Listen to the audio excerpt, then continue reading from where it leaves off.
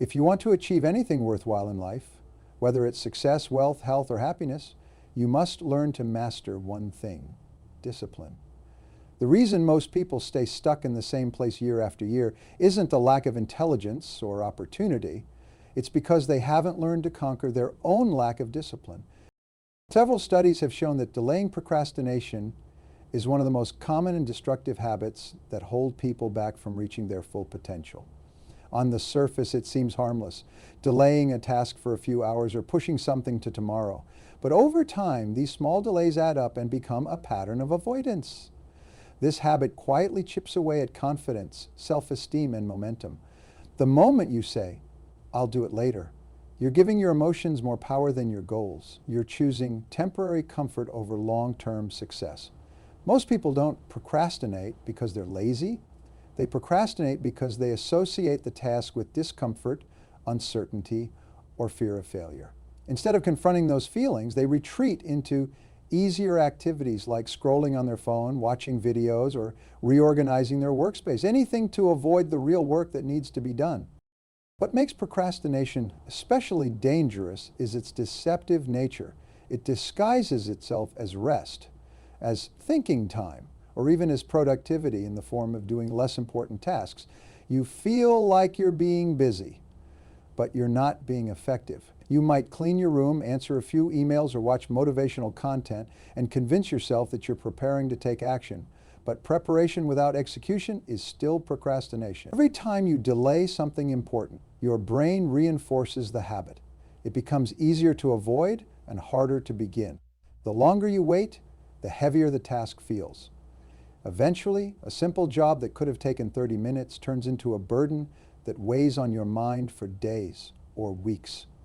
This mental clutter creates stress, drains your energy, and keeps you in a cycle of guilt and inaction. To overcome procrastination, you must retrain your brain to take immediate action, even when you don't feel like it. The key is to reduce resistance by breaking tasks into small, manageable steps and committing to just starting. Action breeds motivation. Once you begin, even in a small way, momentum builds and carries you forward. Another powerful technique is using time blocks, or the Pomodoro method, to focus for short, intense periods. This creates structure and eliminates decision fatigue. You should also link each task to a compelling reason. Remind yourself why it matters and how it brings you closer to your goals. Most importantly, hold yourself accountable. Review your actions daily and ask, did I move forward today, or did I let comfort win? Discipline is built through repetition.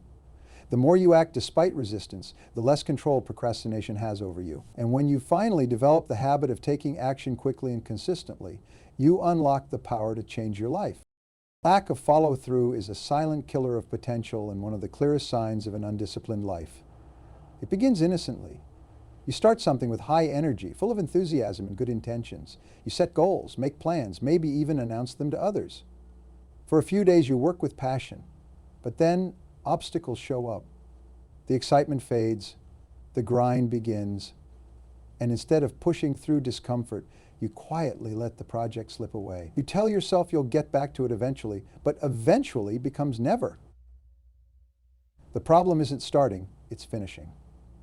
And in life, starting means very little if you don't have the grit and discipline to see things through to the end. Every time you quit halfway, you're training your mind to settle, to expect less from yourself, and to fear challenge. People who struggle with follow-through often mistake motion for progress. They love the rush of new ideas, new goals, and new commitments. But they never fully commit to the messy middle, the part where real discipline is tested. They jump from one thing to the next, chasing novelty while avoiding the persistence that success requires. This behavior builds a pattern of inconsistency. Relationships suffer, careers stall, confidence erodes. Deep down, they know they're capable of more, but the repeated habit of quitting leaves them feeling frustrated, unfulfilled, and overwhelmed. They may start blaming external circumstances, lack of time, bad luck, other people, but the truth is, their failure to finish is rooted in a lack of self-control and emotional toughness. Completion requires focus, resilience, and the ability to push forward, even when things are no longer fun or easy. The good news is that follow-through can be developed like a muscle. You start by making small promises to yourself and keeping them. Set micro goals and treat them with the same respect you'd give a $1 million contract. If you say you'll work for 30 minutes, work for 30 minutes. If you say you'll call someone back, do it. Build your identity around being someone who finishes what they start, no matter how small. The structure helps. Use deadlines, accountability partners, and written plans to stay on track. Most importantly, remind yourself that mastery is earned through repetition and finish lines. You don't get results from intentions, you get them from execution. Following through isn't about perfection, it's about persistence. When you do what you said you'd do long after the mood you set it in is gone, that's when you start to build a life of discipline, confidence, and achievement. Being easily distracted is one of the most common and dangerous habits in today's world, and it's one of the clearest signs that discipline is missing. We live in an age where attention is under constant attack. Every ping, buzz, or flashing screen is designed to pull you away from what matters most. And if you don't learn to guard your focus, you'll find yourself constantly shifting from one thing to the next without making any real progress. You start your day with good intentions. You open your laptop to work, but before you finish a single task, you check your phone. Then an email pulls you into a rabbit hole. A YouTube suggestion pops up. A social media notification demands your attention. Suddenly, an hour is gone, and you've accomplished nothing of substance. It's not that you lack intelligence. You lack control over your focus. And without focus, discipline is impossible. The real danger of distraction is that it creates the illusion of busyness without productivity. You may feel like you're working, but you're just reacting, jumping from one interruption to the next. You lose the ability to enter deep, focused states of work where creativity, problem solving, and real progress happen. This scattered approach to life trains your brain to crave stimulation, not accomplishment. It becomes harder to sit still, to concentrate, or to finish anything with depth or excellence.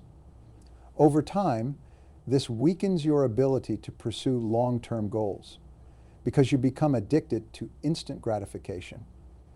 Every time you choose the easy distraction over the difficult task, you're reinforcing a mindset of avoidance. And every day you live in this reactive state, you push your dreams further out of reach, not because you lack time, but because you've lost the ability to direct your own attention. Regaining control starts with one simple but powerful truth. Your attention is your most valuable asset. Guard it with your life.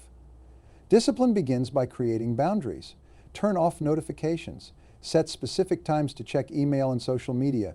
Use tools like website blockers or focus timers to protect your work sessions. Most importantly, define your priorities clearly. Know exactly what needs to be done and commit to doing it without compromise. Learn to say no to anything that doesn't align with your goals. And when distraction creeps in, don't get angry. Get aware. Catch it, correct it, and return to what matters. Mastering your focus doesn't mean you never get distracted. It means you develop the awareness and strength to bring your mind back over and over until focus becomes your default. The person who can concentrate for hours while the world screams for their attention is the one who will rise above the noise and build something meaningful. Excuse-making is a powerful force that holds most people back from achieving their full potential. It's an easy way to avoid responsibility and shield ourselves from the discomfort of change. When things don't go as planned, it's tempting to point fingers at external factors, our boss, our upbringing, the economy, or even bad luck. But here's the hard truth. Excuses are a form of self-deception. They allow us to avoid confronting our own role in the situation. Instead of taking responsibility for our actions or inaction, we justify why we didn't do what we were supposed to do. This behavior might feel comforting in the short term, but over time, it erodes our self-esteem and our ability to make real progress. Every excuse we make strengthens the habit of avoiding the hard work required for success. The danger of excuses is that they reinforce a victim mentality. When we blame external circumstances for our failures, we relinquish control over our own lives. We tell ourselves that we're powerless, and in doing so, we trap ourselves in a cycle of stagnation. Excuse-making convinces us that we don't have the ability to change, improve, or achieve. It's an easy trap to fall into. Maybe you say things like, I can't start my own business because I don't have the resources, or I would work out if I had more time, or I would write that book but I'm not a good enough writer yet. While these statements might feel valid on the surface, they are merely excuses designed to protect us from the fear of failure and the discomfort of effort. To break free from the habit of excuse making, you must take full ownership of your life. This starts by shifting your mindset and accepting that you are responsible for everything you do and everything that happens to you. It's about choosing to act in the face of challenges instead of retreating into excuses. Ask yourself, what's the real reason you haven't achieved your goal? Is it lack of resources, or is it lack of planning and action? Is it that you don't have time, or is it that you're prioritizing other things? By becoming brutally honest with yourself, you stop hiding behind excuses and start confronting the uncomfortable truths that lead to change.